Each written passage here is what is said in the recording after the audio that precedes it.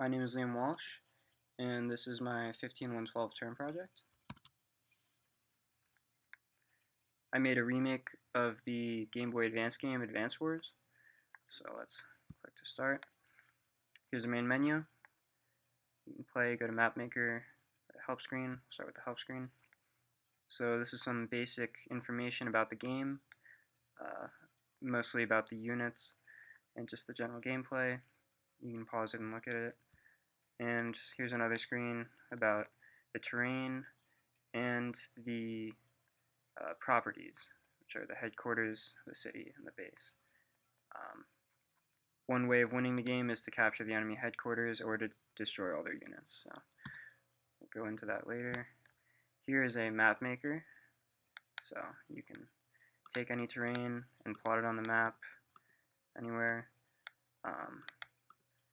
And then when you're done with that, you can reset, and then you can generate a random map. You can do this until you get one that you like. The way that it works is it first plots a red headquarters, and then there must be a minimum distance between the red and the blue before it plots the blue. And then it will go through, and I've set it to add 3 bases and 3 cities within a distance to the HQ, and the same with blue. So 3 bases, 3 cities. So we'll take this map, we'll be done, we'll play. So Fog of War is an option that we'll go into later. These are 2 default maps that are they're from the original game that I just created, but we'll use a custom map for now.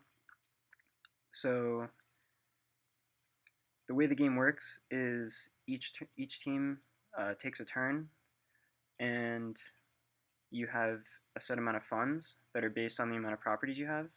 So each turn and at the beginning of the game, you gain 1,000 funds times the number of properties owned. So red has 7, blue has 7, based on the custom maps. And here you have your HQ health. So as with any property, it starts out at 20, and can be captured by either infantry or mechs. And if they have 10 health, then it will subtract by 10 each turn until it gets to 0, and then the property changes teams. So what I just did was I bought a unit. You click on any base that your team owns. Here are the list of units that you can buy. You have to have enough funds, and when you buy a unit, say infantry, they'll subtract 1,000 from your funds. So I have nothing else I can do now because all my units are frozen. So we'll end the turn. So now blue team's turn. So now it's meant to be played by 2 players, obviously. But here we have, you can create your own units, and we'll get them to attack each other.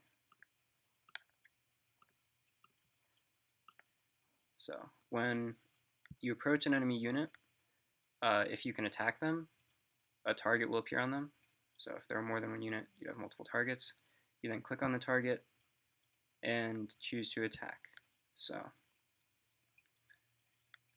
that's how that works. Different units have different attack values. So say a recon is effective against infantry and will do more damage than an infantry versus an infantry. So that's the general way of going about the game and how it's played. So to capture a base,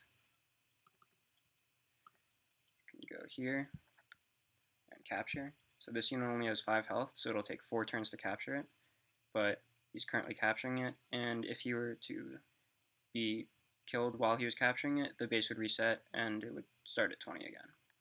So let's go back and do it with Fog of War now.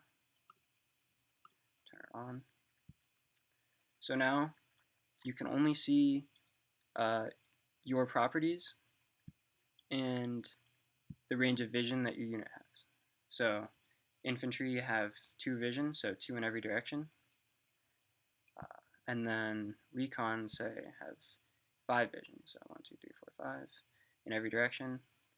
And the way that Fog of War is meant to be played is to be the game is supposed to be passed. So I end my turn.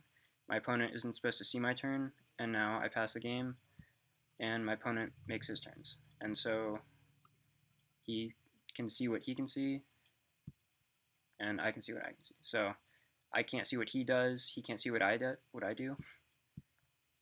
But say he moves here, he can see my unit because it's in his vision range, but I can't see him because he's not in mine. So that's how the game works. Thanks for watching.